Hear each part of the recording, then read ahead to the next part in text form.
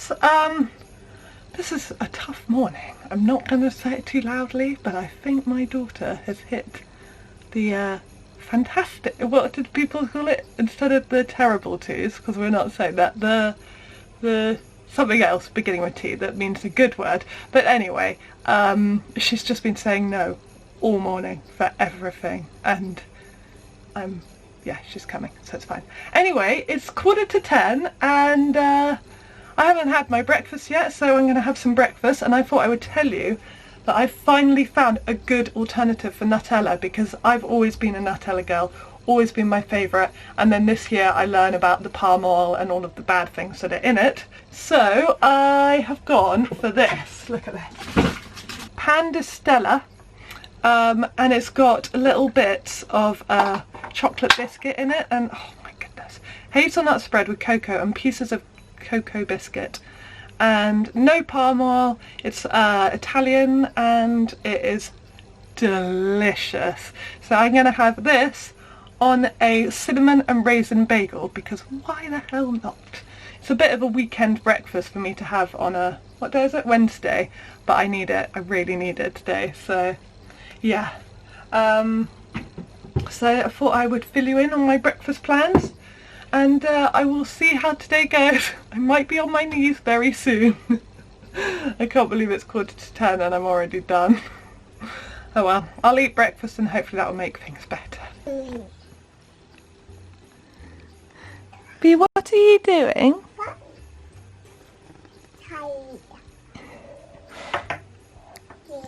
Are you under the table playing with Santa and Snowman? No. Well, that just makes me the happiest person in the world ever, to be honest. Well done. Well done, B. You patting yourself. Well done. B's new favourite catchphrase is, "What are you doing?" What? Doing. So cute. What are you doing, Mummy, is what she's saying. What? Doing.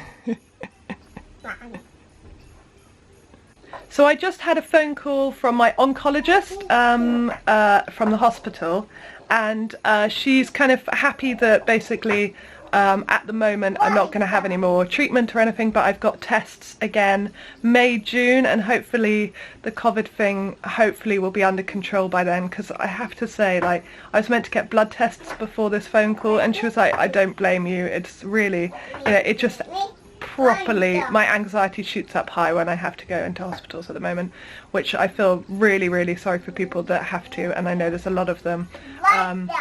And I did spend a week in there in July, and it was terrifying, to be honest. But anyway, yeah, so that was all good news, and she's actually happy that we're at the place that she thought we would be, even though it's not like, you're cancer free, yay. It's like, well, you might be, but we have to do more tests to check. So that's absolutely fine, and to be honest, I feel relief that that's how she feels as well. So yeah, it's all good, actually, it's all good. Cooking orzo for lunch, so we're having orzo tuna and sweet corn, B and I always add a little bit of mayonnaise. So I just thought I'd let you know, because I don't think I have, how we kind of do meals. So obviously our kitchen is here, and the place we eat is all the way down now.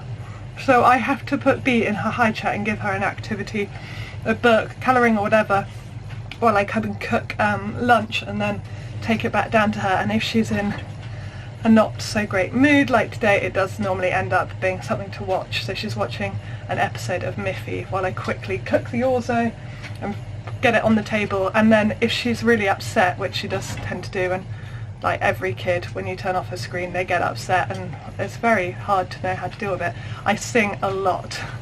I basically just burst into song and sing the whole way through lunch, and I normally end up not eating very much or eating cold food because I've been singing the whole way through lunch. So that's probably where this is heading. We'll see, maybe not, hopefully not.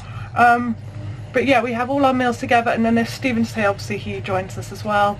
And she just eats what we eat now, which is amazing, because weaning now feels like a distant memory, but at the time it was so tough. I found weaning really hard, and some days she would eat loads, some days she wouldn't eat anything. It was really tough, but now we all eat together. It's kind of evened out, and As long as we put sweet corn somewhere on her plate, she's happy. Oh, the sweet corn. Oh my goodness. See, that's where she's heard. All right, darling. Better go.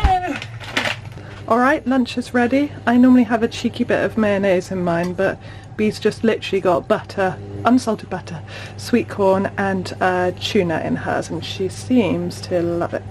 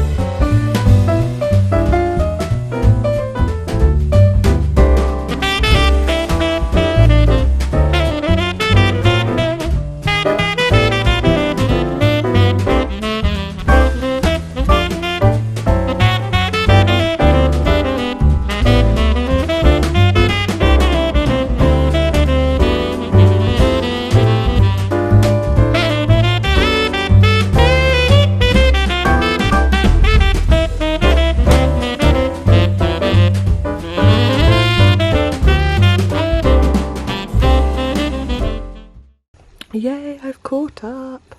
Thank you, Bee, for napping. So I'm no longer a day behind now. I'm now encoding. We'll be uploading yesterday's, so then I'm basically back on track. Vlogmas, yes, let's do this. So I thought we could make some pom-poms. And Bee was really excited about it, and she kept saying pom-pom, and we have these really cool pom-pom makers. And the moment I start wrapping wool on these, she literally went crazy. So apparently we're not going to make pom-poms. Very adverse reaction. I know that there's always like little surprises around the corner, but I was not expecting that. So yeah, no wool on pom-pom makers, please. So I don't know what else to do, because I've got so much wool, and I've got so much, I should say yarn, because it's not all wool at all. A lot of this big stuff that I've been saying for years I'm going to do really cool like wall hangings with, but I haven't yet done that. So Bee, what should we do with the wool? What should we do with it? Because I can't put it on a pom-pom maker. What should I do with it? No, I won't. I won't. I was just saying, what should I do with it? We're having a lot of fun in the summer house actually, because we've got big buttons, a mushroom and a little penguin. And you want the parrot as well, Bee? Should I get the parrot? Yeah! Okay, I'll get the parrot as well. Pirate. Hello, pirate. Are you happy to see the penguin? Pirate. Parrot and penguin together. It's snack time! Bee's in a bit of a place, so I thought this might cheer her up, an owl snack plate. Bee! Hello, my darling, look! What number's that? What number is it? What number? No. 9. So do you want to find door number 9? Where's door number 9, Bee? Yeah, is there anything in it? I'll hold it. Can you get it? Or do you want help? Help. I'll get it, baby. Oh, you've got it. Look at that. Okay. Are you ready? It says it's day number 9. So let sleeping mice lie, all tucked up and toasty toasty, near where we send postcards to the postie. Where do you think that is? Where do we send postcards, Bee? Where's the post box? Where is it, darling? Oh! She's off. So next to that, up, look up along here, Bibi. What's there? Look, what's there? Your 3 mice had 3 little beds.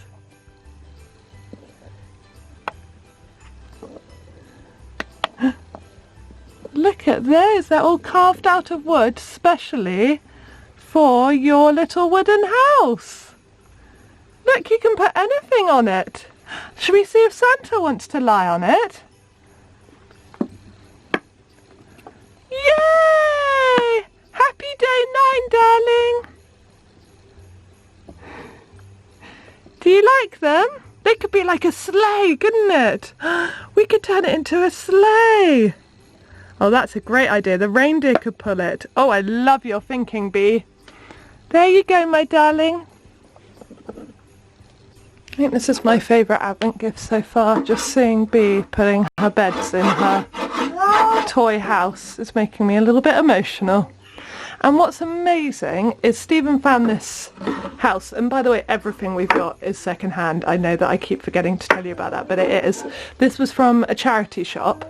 I think it was £8. It's absolutely beautiful, and also we've got ideas about cutting the roof either off or make a big hole in it, a window. And alright, and we put lights in it as well because it makes it glow, but we should put proper lights in the top. But then Stephen found this furniture on eBay, and it's just literally couldn't be more perfect. In fact, it's made for it. Like, we think that this is homemade, or homemade, I can never remember which. But look at the logs on there, and then look at the furniture that Stephen's found on eBay for her Advent. I mean, it's pretty sublime, isn't it, how well that goes? So yeah, really enjoying seeing her play with this. It's just an amazing thing to see, and something that I thought was a lot further off than 20 months.